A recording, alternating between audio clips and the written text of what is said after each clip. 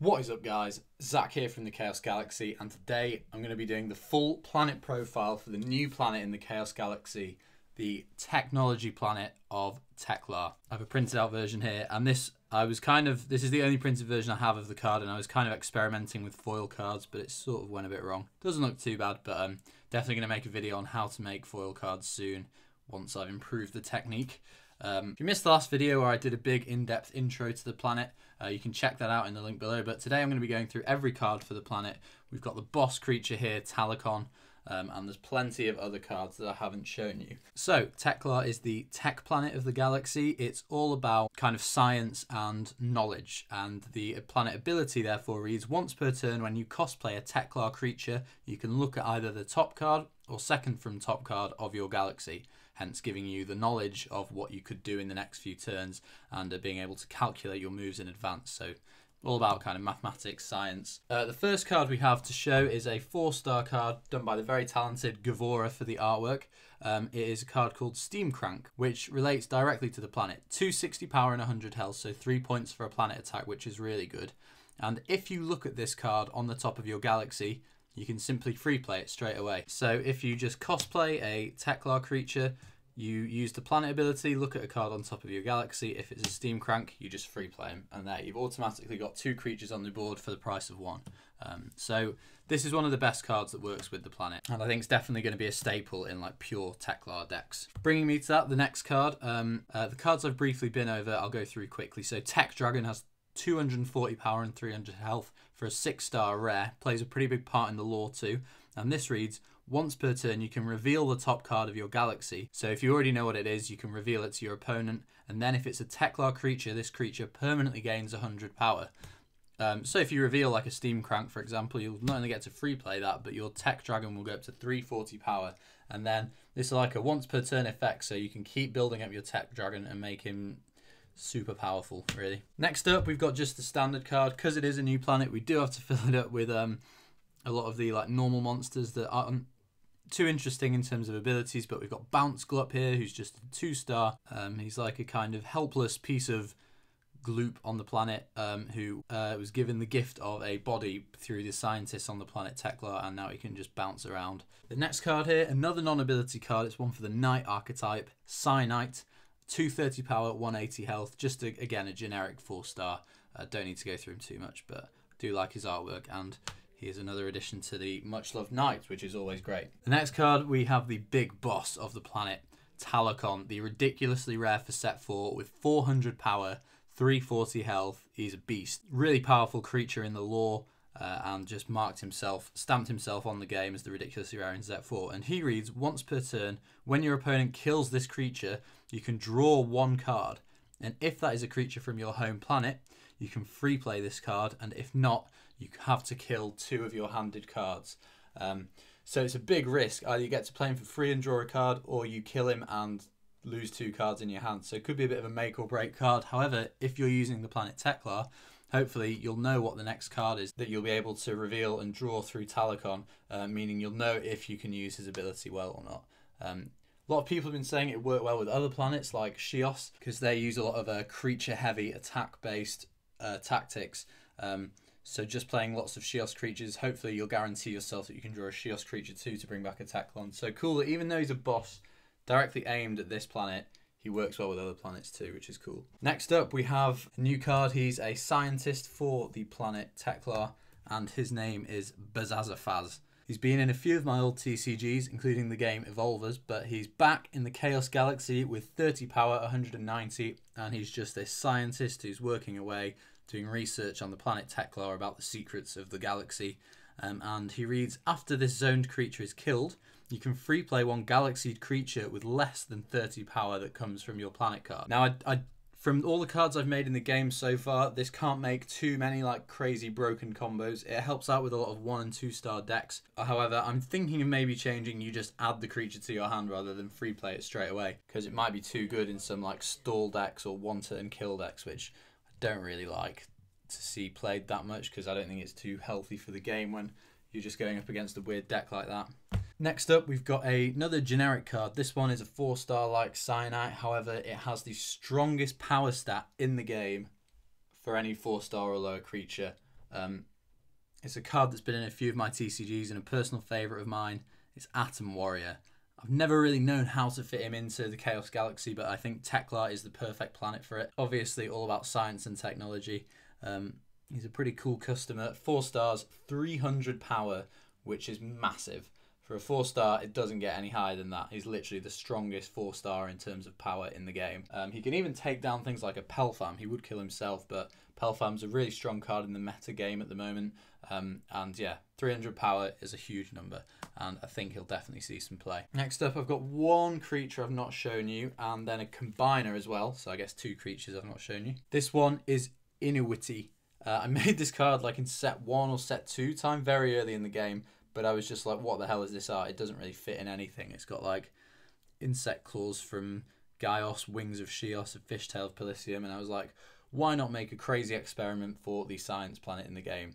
The name literally stands for I have no idea what this is. 5-star generic card with 230 power, 230 health, and an ability that reads, only once you can kill one of your handed or zoned creatures.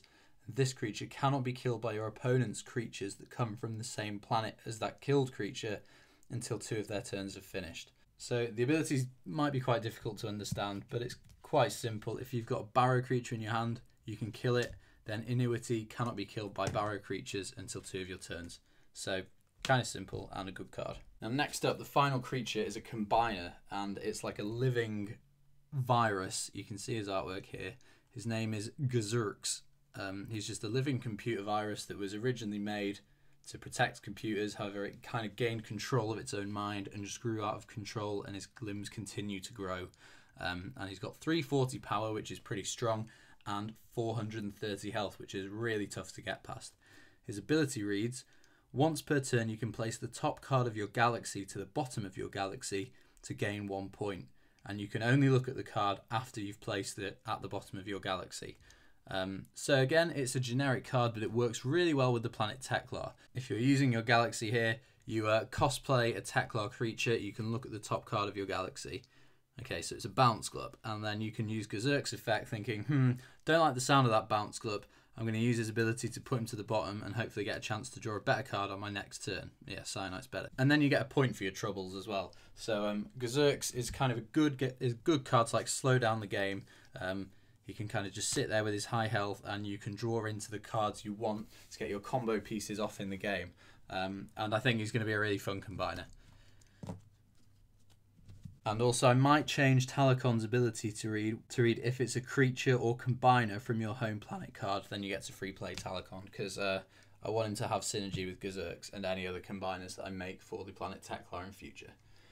Because of this next card, Talacon's Helm, which is a rare attachment, and is obviously the helm of Talacon here, that reads, free play one of your killed Teklar combiner or 5-star or lower creatures and attach it to this card. If this card becomes unattached at any point, you kill the attached creature. So this is the first card in the game, really, first resource or attachment in the game that lets you bring back combiner cards. You can bring back a Gazurks for free with 430 health. That's pretty dangerous. And I really want combiners to be a good part of the planet Teklar, because looking at what's on top of your deck, through other card abilities, it can add consistency, and if you know you want to draw into a combiner card, the planet ability combined with other abilities is really going to help you do that. So that's Talacon's Helm. Next up, we have a card. This was revealed in the lore that I actually haven't shown the ability for yet. It's the card Control Tech. Some more old school tech on the planet. As you can see, it's kind of analysing if you can tell what card he's analysing there, then props to you. Let me know in the comments. But this card, ignore the ability I've got here.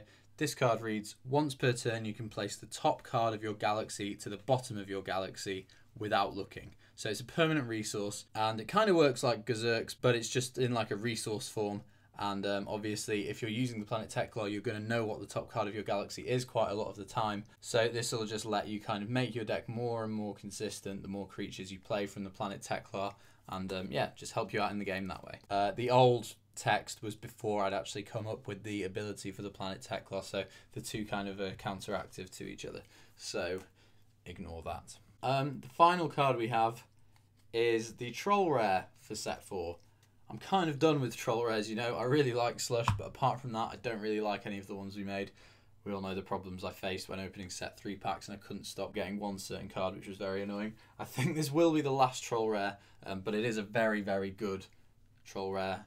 Well, good means bad in troll rare terms. So this is the worst card in set 4. It's a rare, and it's called Chaostrology.